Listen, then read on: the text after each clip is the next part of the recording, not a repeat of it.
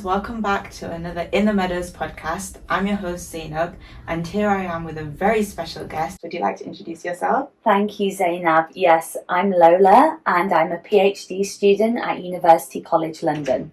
Okay, so hi Lola. I'm very happy to have you here and talk to you about your research. I have a few questions I'd like to ask you. So let's start with the first one. So you mentioned you're a research student. What is your research topic? My research topic is South Asian fatherhood in the UK. Okay. So I am researching the experiences of South Asian fathers, how they view fatherhood, how they practice fatherhood, and also how they relate to their wives, their partners, their children, what the father role means to them. That is my topic, effectively. That's interesting. That's really interesting. Thank you. And I know in a school like Judgemeadow, we have a lot of South Asian students. So one question I do have for you is, what are your research methods? How do you do this research? That's a great question, Zainab. Thanks for asking me that. Yes, so my predominant research method are interviews. Okay.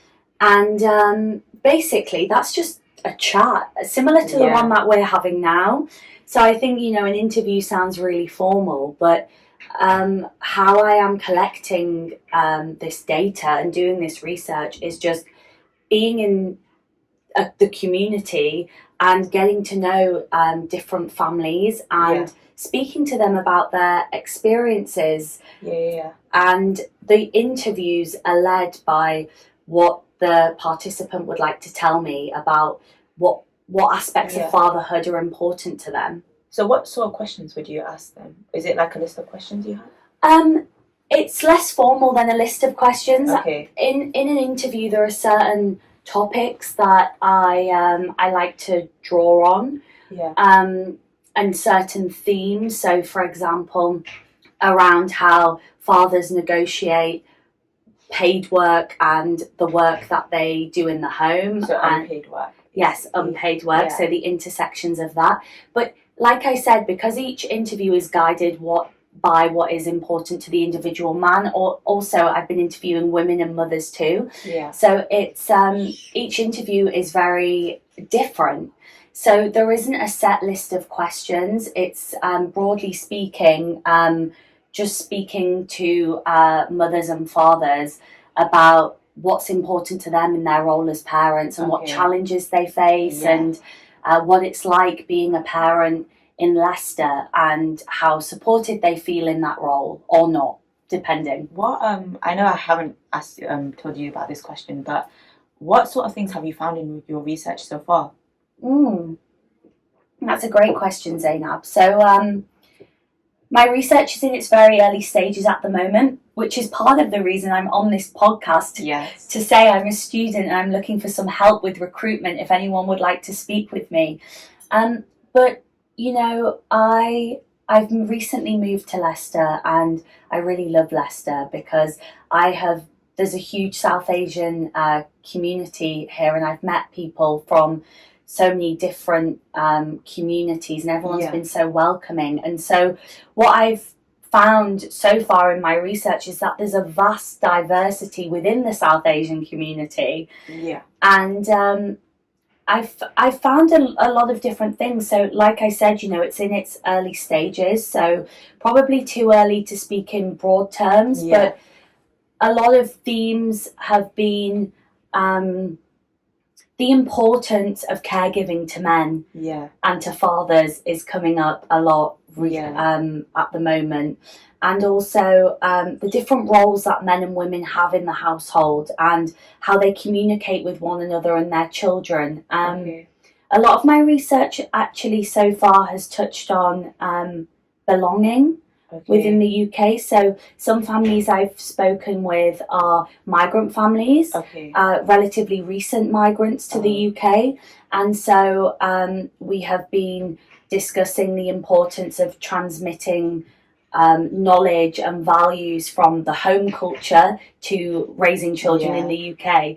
Because it is quite different from let's say for example India, from where I'm from. India, it's a lot of the norms and values from there are different to what is normal here. So I think, like you said, belonging, that's a big one as well. Like, just generally from my family as well, like just feeling like you're belonging in the UK, especially with what your culture is back home, making sure people accept you as well. Acceptance is a big one, people accepting that you do live here now and this is your home now. So that is another big one. You mentioned how you moved to Leicester. So why, you did also say that you moved here because is it because it's very multicultural here? Yes. Is that why you did your research in Leicester? Yeah, so Leicester seemed like the obvious choice. Yeah. So, and that was because I was living and studying in London, and it was important for me and the research for me to move away from what I was used to and have a new experience. But, you know, Leicester seemed obvious because, as I said, there's a huge South Asian community here, and there is a vast diversity within the South Asian community. And I thought that because Leicester is a South Asian community hub in the UK, I thought that it would be an interesting city to conduct this research. And, you know, like you said, it's extremely multicultural and it's such a lively city. Are you enjoying it here so far? I really love Leicester. I really do. It's a lovely city. I enjoy it here. Yeah, I mean, I'm from the north of England, and I know you are not northern here. You guys, you are Midlanders, but it reminds me of home. Yeah. It reminds me of the north. It's so welcoming. It's so friendly, and so many different communities within the South Asian community have really opened their arms up to me and welcomed me, and I've been trying lots of different food and learning about culture and people, and so it's been wonderful. Leicester's known for their food. You find food places everywhere you go. Yeah, and it's great food. So one question I have is, what is your journey, your educational journey been like? Because year 11s now, year 10s, year 11s, maybe even year 9s will be thinking about the journey they want to take with their A-levels, what even GCSE choices. You might not even remember your GCSE choices. I'm not sure I do. But just your whole educational journey, how you got to where you are now.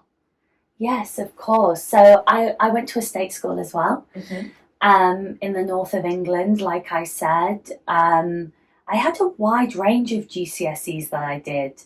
I did English, maths, 3 sciences, and I'm not sure, 11 or 12 GCSEs, quite a few, maybe 13, but I do remember my A-levels specifically. So I chose English literature, religious education, and history. And I've always enjoyed travelling. So during my childhood, for part of my childhood, I went to primary school in the Middle East in Jordan. Oh, wow. Yes. That's amazing. Yeah, so that opened my mind from such a young age to different experiences and cultures. And when I was looking to apply for university, one side of me really wanted to be a lawyer. Okay, wow. And I was really looking into that. But because of the experiences I had had travelling and my thirst for knowledge of other cultures, I actually chose to study anthropology. Okay. So what's anthropology? So anthropology is a social science, similar to sociology, but anthropology is effectively, in very simple terms, the study of people, the study of cultures. There are lots of different forms of anthropology. So there's evolutionary and biological anthropology, which can look at, it's more science-based, and it can look at the history of human civilizations. But the anthropology, the social anthropology, and the medical anthropology that I studied looks at more contemporary cultures and different ways of life, and how we better understand those different ways of life and cultures based on academic methods and theories. But I loved my university course so much, and I always loved learning, and my experience at university was so wonderful. I'm really grateful to say that I truly enjoyed my course. And so I'm really pleased I didn't choose law, because I think I thought law sounded good to choose. But I fell in love with anthropology, and I enjoyed doing all of my readings, and so the homework that I did didn't feel like a chore. Yeah. And I think that's really important. That's a big thing. To love the subject. And so after that, it was actually in the midst of COVID, and I thought, okay, what shall I do? Mm-hmm. How shall I go forward? And because of my undergraduate degree, and I felt really blessed to be able to have the opportunity to attain that education, I decided to apply for master's courses. Okay. And that's when I moved to London to do my master's degree, and I studied health and international development. Okay. So what's that? So it's health and international development is a broad field, and similar to an undergraduate degree, and even you're talking about choosing GCSEs and A levels. Within health and international development, there are lots of different modules, and so I chose modules about economic development, which looks at how countries progress through time in a macroeconomic sense, how financially healthy a country is, how they distribute resources. And then also I chose a lot of modules that looked at gender studies. Okay. And the different gender roles within countries and how men and women negotiate their roles. And that's kind of what fed into what I do now, and really began my love of understanding family. Yeah. And understanding how different people perform family, and what is family? Do we see friends as family? Are stepfathers equally as important to people as biological fathers, for example? Yeah. Because in this society we're seeing such a diversity of family formations, and I have a tribe of really wonderful friends in my life who are like my family. Okay. Yeah. And so but health and international development, it's a really broad field. A lot of it can look at the sexual and reproductive health rights of women and men across the globe, for example. I did some modules on that, which I found really interesting. But actually, my love of South Asia began in my undergraduate degree, because I spent some time in South Asia to do some research. Wow. And I just have a great affection and affinity for the region. Okay. And then after my master's degree, I again thought, wow, I want to keep studying, When did you finish your master's degree? I finished my master's degree in 2021. Okay. So I began my PhD in October of 2021, also, just after I'd finished my master's degree. So straight away after. And what's a PhD for those people who do not know? So a PhD, also known as a Doctor of Philosophy, it's a doctorate degree. It's a degree that is usually completed or begun after a master's degree. So it's the highest level of educational qualification that you can achieve. And so that's a greght question, Zainab, because sometimes people do ask me if I'm training to be a doctor in a medical sense. And I have no idea about, I don't know, basic first aid is the minimum of my knowledge. So what a PhD is, what it aims to do is, it's usually a 3 to 4 to 5 year course. Wow. Okay. And it can be, my PhD is social science, right? Yeah. But it can also be a STEM subject. Yeah. You can really do a PhD in anything. What it is an original contribution to knowledge. Okay. So your research has to contribute to the knowledge of what's already out there on a specific topic. It has to be a new contribution, a different way of seeing something. Okay. And this is why my research, I think, is really important, because my research, as I said, is looking at South Asian fathers and their family life. And there is not a lot of research currently on fatherhood and how men, especially men of ethnic minority backgrounds, relate to their children and negotiate the different roles and responsibilities that they have as, for example, as husbands, as fathers, as community members, as sons, as providers, potentially, as full-time caregivers also. And so my research is aiming to bridge that gap and give voices to South Asian men to help them shape how they are perceived. Because, you know, I think if we disclude men from the conversation, I think personally it actually stalls advances in gender equality. So a lot of research conducted focuses on women and puts the onus on women, but also the struggles that men face are important too. And so did that answer your question? Because I could go on. But... No, thank you so much. That really answered my question. So those are my questions about your research done. But I mean, we did film this. We're filming this podcast early, so this podcast is actually airing on International Women's Day, which is the 8th of March. Okay. So we would like to do an International Women's Day special. So this is the special that we're doing. How exciting! So not only talking about your research, we're also going to be doing a segment of this podcast on what International Women's Day is about this year. So let me introduce what it's about. So this year, it's about inspiring inclusion. So supporting and involving women and girls in anything they want to do, whether that's STEM subjects, whether that's jobs in STEM, whether that's doing jobs in the sporting industry, whether you want to be a PE teacher or whether you want to be a basketball player. And just, as always, celebrating women who didn't let the stereotypes stop them from doing what they really want to do. So that's an introduction as to what International Women's Day is about this year. Now, me and Lola actually have a few facts we'd like to share with you guys and we'd like to discuss between each other. So, Lola, if you would like to go first. Yes, thank you, Zainab. So the first fact that I have is there are more stay-at-home men than women in the US. In the US, there are over 2 million more men who stay at home, which is significantly more than women.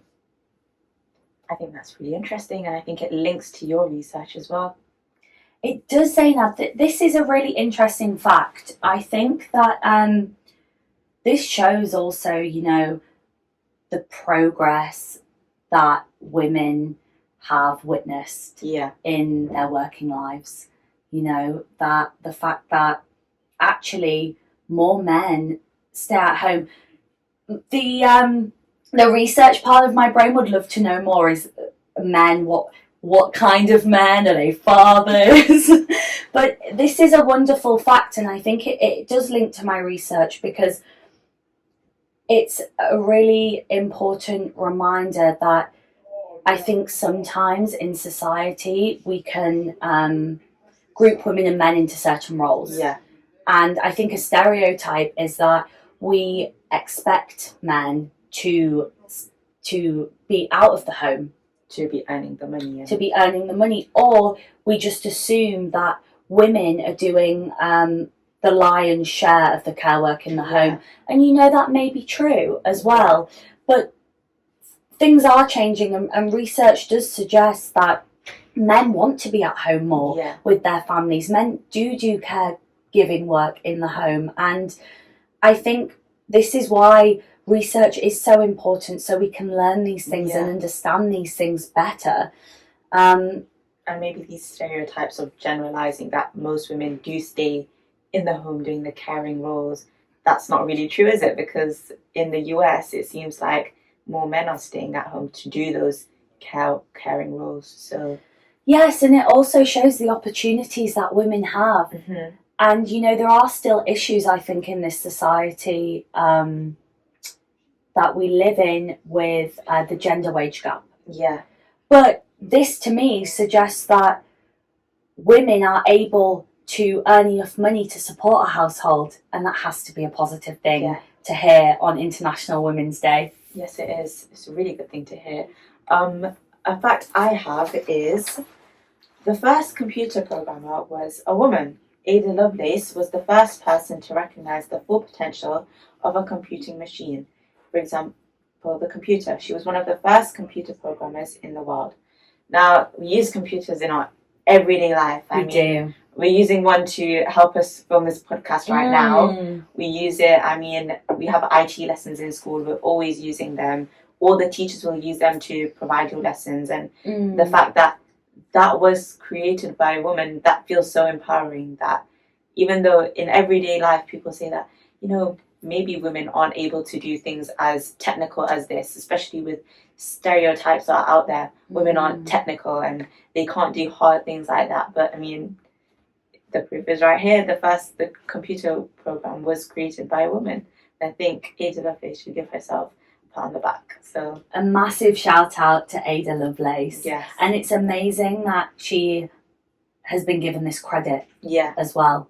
Because I'm sure there were a lot of women doing firsts and weren't given credit. Yes. Also. That is also very true. Yeah, and this is the importance about the drive of women in STEM. And the knowledge that regardless of gender, gender does not determine intelligence. Yes. And it goes back again to what we were saying earlier, Zainab, about the different roles that women and men can sometimes be boxed into.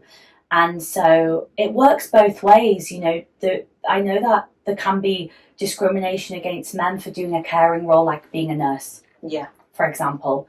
And so it's wonderful that the first computer programmer was a woman, and that there are opportunities for women now to thrive in STEM fields. Yeah. This is our next fact. Is actually quite funny because we are both having a conversation right now. Women are better conversationalists. If you'd like to talk about the fact. Yes, so it says women are considerably better than men at reading faces, gestures, and voice tones. This makes them champion conversationalists and social leaders. Women's leadership is believed to be more transformational than that of men. That's a wonderful fact, I think. Yeah, I think that is a really great fact. And, I think we are seeing that in politics. The vice president of the USA is a woman. Is a woman. Yeah, and I do believe that women make brilliant leaders. And we make more of a change as well, because we see the things that need to be changed to make things better. Because it does say here, women's leadership is believed to be more transformational than of men. So, we do change a lot of things. I think we do, and I think we make a good positive change as well to things. Yeah, I think that's true. I think it's interesting that it says we're better than men at reading faces, gestures, and voice tones, because that is something that's been coming up in my research about the observational powers and the differences between women and men, and how women maybe notice fine details a little bit more. So I think those are facts done for this. I would like to give some key takeaways, maybe a few more little facts about International Women's Day. So International Women's Day was adopted by the United Nations, and it is celebrated on the 8th of March. Disposable diapers, non-reflective glass, paper bags, the dishwasher, and the foot pedal trash can was invented by women, so things we use every day. And this is a funny one. Heels were initially worn by men to emphasize their masculinity, and women wore them in the 1600s to mimic them. Now you see women wear them every day. It's funny to see how things have changed. It is. So I think those are our facts done for today, and I hope you guys have enjoyed our International Women's Day special and hearing all about Lola's research. Do you have anything else you'd like to share? Yes, Zainab, thank you. It's been really wonderful to chat with you. I really appreciate you having me on today. I've enjoyed having you on as well. It's been an interesting conversation. Such a pleasure. What I will say that I forgot to mention was that my research is specifically looking at men and women who have children between the ages of 10 and 14. So the end of primary school into the first few years of secondary school. And I'm looking at that age group because the majority of research that has been conducted looks at fathers who are new fathers or who are transitioning to fatherhood, or they have children in the early years of life. And I think that this transition is a really interesting point in time, because it raises questions of how much autonomy do parents allow their children to have, especially with the influence of social media. Yeah. Right. That's a good point. Social media has a big influence on children nowadays, especially. I feel like my age, even younger, social media has a big effect on us all, especially with social media platforms available for everyone to use, like TikTok. Everyone's using TikTok nowadays. So I think especially with that social media platform, people see things online.